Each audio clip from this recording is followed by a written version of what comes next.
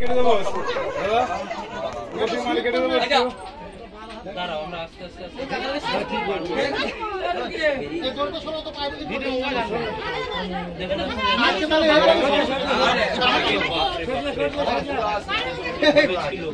কি মোটা বিরাট মোটা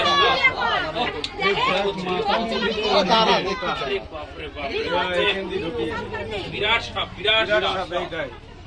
আরে আরে আমি কই লম্বা এটা পুরো মহিলা বিরাট বহুত বড় রাত তলে তো ছিল বন্ধুরা আগে যেটা দেখতে পেলেন যে ওটা একটা স্ত্রী ছিল পেটে ডিম ছিল তাহলে এই মালটা কাল আরে বাপরে ফনা দেখুন বিরাট বড় ফনা